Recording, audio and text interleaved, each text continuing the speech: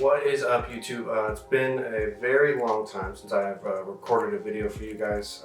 Coming up on 11, 12 months, I think. So much has happened within the last year. We made it through, the worst of a pandemic, hopefully. I changed jobs, so that was pretty crazy. But I started doing real estate photography in my free time, just to have a little extra money on the side. It's been a lot of fun doing that recently. I had the fortunate,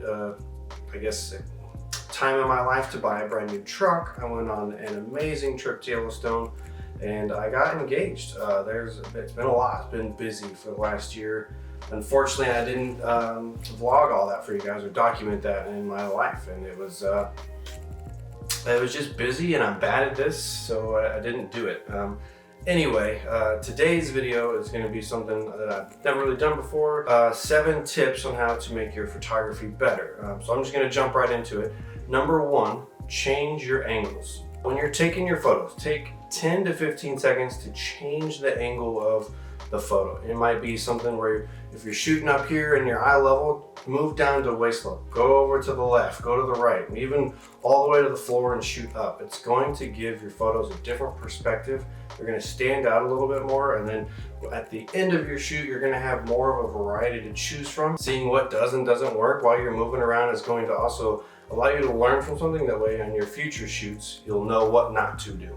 Number 2, shoot through something. This can literally be anything. It can be a coffee mug, it can be paper, it can be your hands. Shoot through something.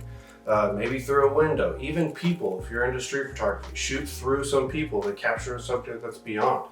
It's going to do a couple different things for you. It's going to give you some nice bokeh, maybe some blurred out effects and elements, some blurred out elements in the photo. Shooting through something and combining it with number 1, you change the angle of your photos, really going to make your photos pop and stand out. It's going to be different than just shooting your subject head on. You're going to really stand out from everybody else. Number 3, have you ever been to a super popular destination and all the photographers are standing in one spot and they're taking a picture of the same exact thing? I've done it myself. I'm still bad at doing that. I'll run up, I'll get excited. This is what I'm here for, take the shot, and I got the same picture that everyone else has. Might be technically better than everybody else's, but it's still the same picture. So when you're in that scenario, try to remember, do the opposite of what everyone else is doing. This can easily be done by turning around, shooting the other direction, shooting higher, shooting lower. Shoot upside down. Having that different perspective than everyone else will make your photo more interesting, and it's going to make it stand out from everybody else as well. One time while I was doing this, I fell into the trap of doing what everyone else was doing.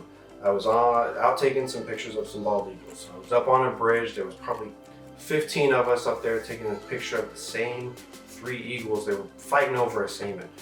And it was a good picture, but everyone had the same picture. And then kind of somewhere in the middle of that, the person I was with, the guy who actually I learned a lot of my photography from, came up, grabbed me, and took me somewhere else. And we went to the other side of the bridge, down below it, and I actually got a completely different picture than the other photographers. I got a different eagle. I was down low. I was eye level with it because it was sitting on the ground, and I even was able to get up to about 25 feet away from this eagle while he was sitting there eating.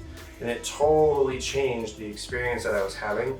And that's something that only I have and nobody else has that. And all I had to do was do what the other photographers weren't doing. So keep that in mind. All right, number 4, lighting. Make sure your subject is well lit. It sucks when you get out to a location, maybe it's indoors, maybe it's outdoors, and the lighting sucks and it doesn't even give you the ability to take the photo because you can't see your subject at all. When you're in these scenarios, learn to use your surroundings. Move your subject over to a window. Any window is a nice diffused light, especially if it's on a cloudy day. It's going to be really even. It's going to provide that light that you might not have if you don't have strobes or constant lighting around you. If you're shooting a landscape and you're going outdoors, do your research. Make sure you're not going on a crappy day and it's going to be cloudy and give you bad light. You go even further and wait until golden hour or blue light hour. Get those really dramatic light scenes that are going to make that photo pop. Don't know what time golden hour or blue light hour is? Ask Siri, she'll tell you. Google can do it too. Having a subject that is poorly lit does not make for a good photo, and it's going to ruin the experience that you have when you're taking that photo. So not only having a properly lit photo will make your photos look better, but in post-processing, it's going to make your editing much easier, so you're not trying to bring back those really deep blacks or bring back those blown out highlights. Number 5, place objects into the frame of your photo.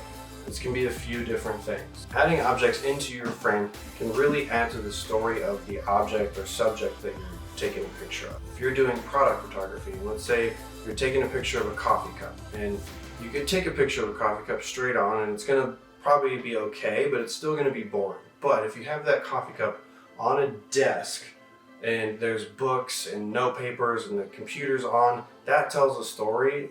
It's still gonna, you still want the focus to be on the coffee cup, but now it's a coffee cup in someone's life who may look like they're trying to stay awake to study.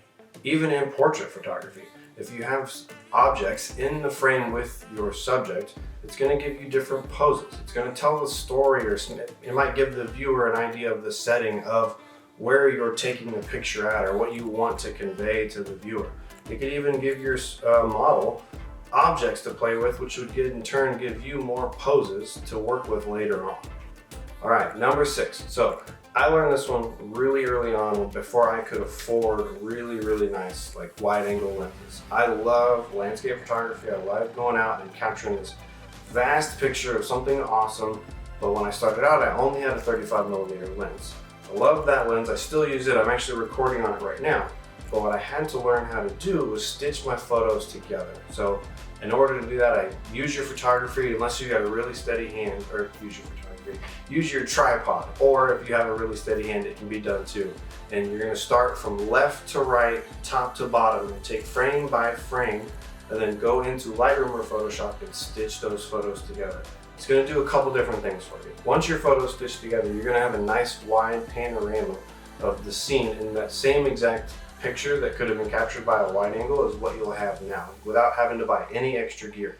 2, you're going to have a much higher detail photo than what everyone else has just by using a wide angle lens, because you're capturing zoomed in individual pieces of that whole scene. So if you really wanted to, you could take a picture of Horseshoe Bend, do maybe 20 or 30 shots and blow it up. It's going to be a massive picture, and you're going to be able to pick out all these little details of that photo.